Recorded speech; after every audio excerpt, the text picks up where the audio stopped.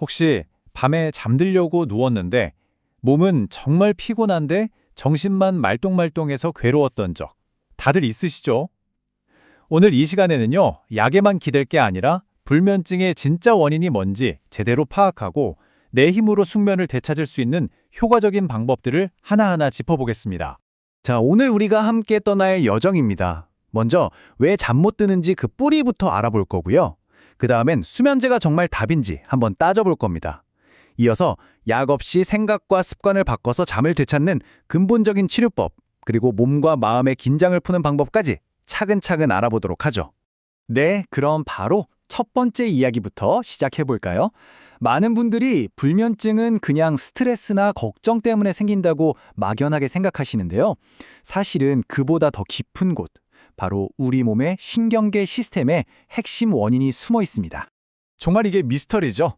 온몸은 천근만근인데 뇌는 마치 이제 막 출근한 것처럼 쌩쌩하게 돌아가는 상황 말이에요. 아마 불면증 겪어보신 분들이라면 이 답답함 너무나도 잘 아실 겁니다. 혹시 나만 왜 이렇게 유난히 잠을 못 잘까 하고 생각하셨나요? 전혀 아닙니다. 통계를 보면요, 전 세계 성인의 무려 30에서 50%가 만성적인 불면증에 시달리고 있다고 해요. 여러분은 절대 혼자가 아니라는 거죠. 자, 그럼 도대체 우리 몸속에서 무슨 일이 벌어지고 있는 걸까요? 바로 이 과각성이라는 단어가 핵심 키워드입니다.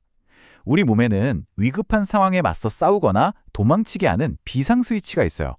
바로 자율신경계의 교감신경인데요.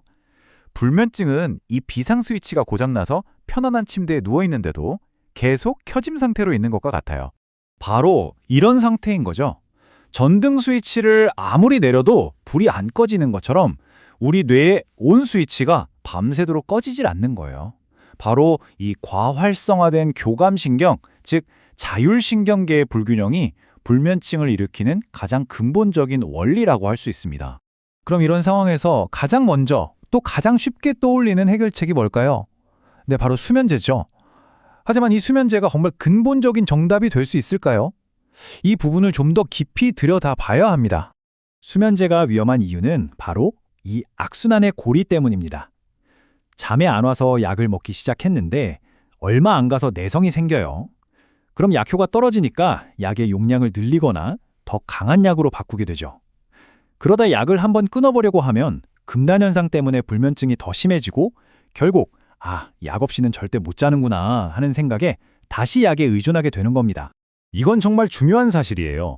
2016년부터는요, 전 세계 모든 수면장애 관련 공식 가이드라인에서 만성불면증에는 약부터 쓰지 말고 비약물적 치료를 가장 먼저 시도해야 한다고 못 받고 있습니다. 이건 그냥 하나의 의견이 아니라 이미 전 세계 의료계가 합의한 표준 치료 원칙이라는 뜻입니다. 수면제를 오래 먹었을 때 우리가 치러야 할 대가는 생각보다 큽니다. 단기적으로는 기억력이 깜빡깜빡하고 장기적으로는 약 없이는 불안해서 잠들 수 없는 심리적 의존 상태에 빠지기 쉽죠.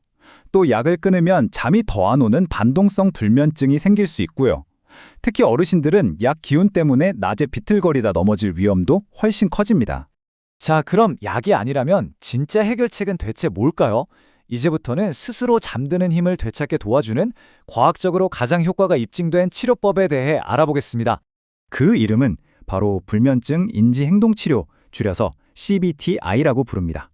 이건 약을 먹는 게 아니고요. 잠에 대한 나의 잘못된 생각, 또 잠을 방해하는 나쁜 습관들을 스스로 찾아내서 건강한 방향으로 고쳐나가는 일종의 수면 훈련이라고 생각하시면 쉬워요.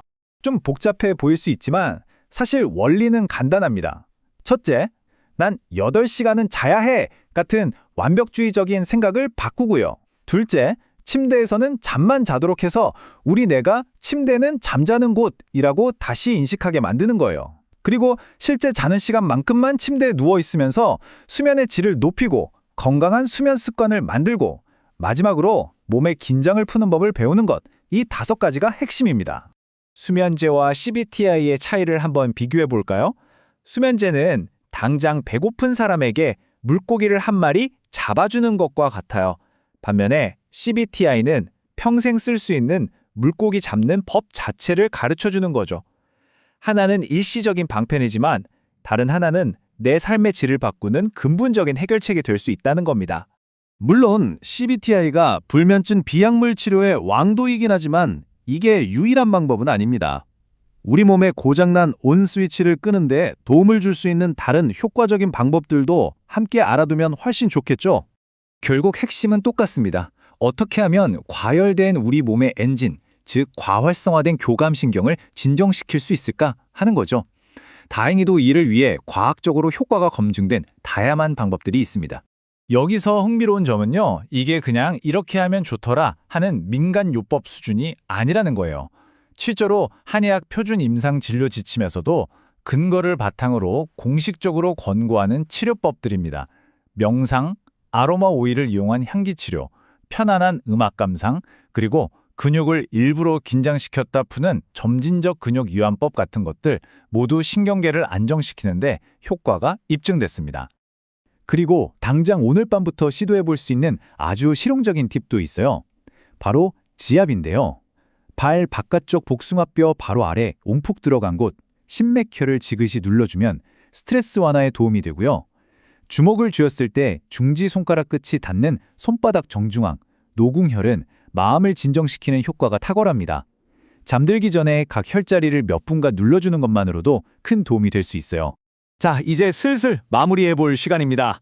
오늘 우리가 함께 살펴본 내용의 가장 중요한 핵심 메시지는 바로 불면증은 내 의지로 관리하고 극복할 수 있다는 희망입니다.